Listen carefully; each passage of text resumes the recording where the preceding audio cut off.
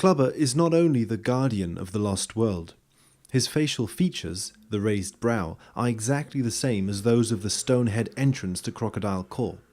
As far as I can tell, there is only one other Kremling who shares these features: Cruncher. Interestingly, both Cruncher and Clubber are the only baddies who wear an anchor tattoo on their shoulder, and whose main attribute is great physical strength. This is shown in a nice way inside Crocodile Core, since a pair of Cruncher statues act as pillars. They are the very structure of the volcano. Both of them are standing on a pile of bones and a rug showing the Skull and Crossbones flag. Throughout history, the Skull and Crossbones pirate flag was sometimes represented as two crossed swords. So it is interesting that inside the Monkey Museum we see a decapitated Cruncher head, or his skull, surrounded by swords or blades of different types. To the left are two crossed swords. To the right is a poster of Chief Thunder from Killer Instinct, who wields two tomahawks.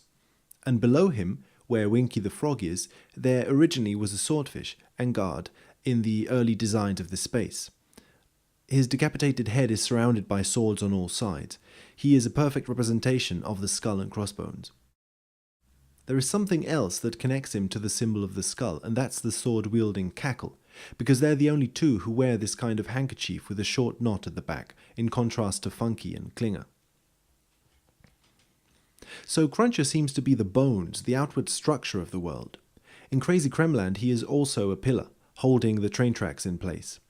But another Kremling is next to him, Cannon. Interestingly, this is a Kremling we see next to Cruncher in many situations. In the intro to Donkey Kong Country we are told that Clump, Cannon's early incarnation, is the one who assaults Diddy. However, in the Game Boy Advance version it is shown that Crusher, Cruncher's early incarnation, was the second assailant. So they both play a part in setting the events of the saga in motion.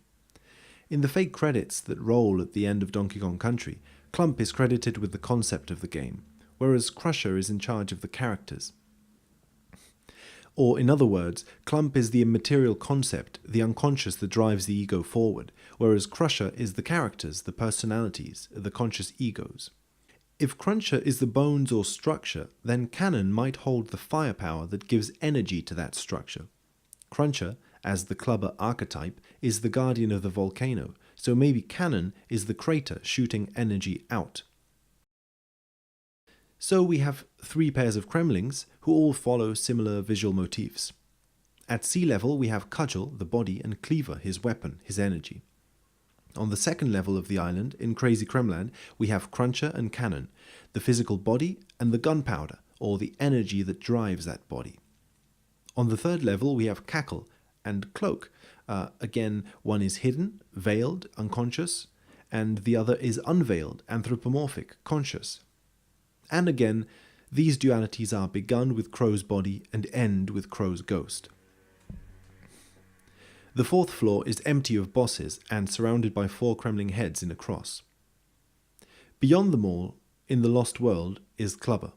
And yet, since his kiosk is located in the quay, the last area before climbing the steps into the island, Clubber's role as guardian of the volcano could also be read as guardian to the island itself, which at the end of the game we see transform into a volcano also. He stands at the staircase which leads up to the isle's first actual stretch of solid ground. Clubber, or the first level, is the outer shell. Cruncher, or Crazy Kremland, is Crocodile Core, the inner world inside that shell. And the ghosts, Cackle and Cloak, as well as Crow's ghost, are the energy emanating from the central core itself. 7 steps lead up to that center, just as 7 areas ascend the island. Then, after the ghost comes even less than a ghost, the void, or the abyss. After crossing it, we reach the real crown of the island, the Flying Croc. Crusher, or Cruncher, or Crumple, is especially interesting to me because he is the only character who appears on every single box art. Not only does his face guard the entrance to Crocodile Core, it also guards the entrance to the cartridge itself. He stands as a guardian we must cross if we want to enter the game.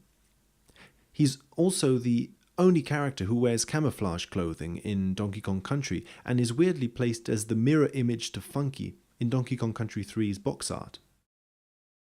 Funky then goes on to become a camouflage-wearing military Kong in Donkey Kong 64. Military imagery, of course, denotes physical strength. Besides, his surfboard is placed next to Cruncher's head, capped with the same red and white bandana which Funky wears. All of these links lead me to explore a possibility, that Funky plays a certain role as Guardian too. And indeed, his rental shop is designed in the same way as Clubber's. It's a passageway between worlds, a way to travel from this world to another world. In both cases, the method for achieving this is to jump inside an empty barrel. So I would suggest that both characters fulfill a similar sort of role. Funky can fly, however. That is one of his main traits. He embodies flight. Both his surfboard and his sandals follow the color scheme of red, gold, and green, the same as Squawks the parrot. These are the only two characters in the game who can help you fly. So it's interesting that Funky and Clubber act as yin and yang to each other, because Squawks is also doubled by Screech, who is only seen in two places, the box art and the flying croc. In the box art, Screech is holding a baseball bat, which is funny because it makes him the only other character apart from Clubber to use a wooden club as a weapon. Both birds could stand for Clubber and Funky, two opposing travel agencies. This box art image then echoes the themes explored so far. The archetype of the airborne character is split into two and rests at the top of the mountain, which is here shown as the top of Gangplank Galleon's main mast. If you play the game, however, neither of these two parrots appears there. It is in fact Crow who stands at the top of the galleon, a bird who is also split into two halves. The actual appearance of Screech is on top of the island, which makes me wonder if maybe the mast and the castle are the same place. Or in other words, if Gangplank Galleon and Crocodile Isle are the same place.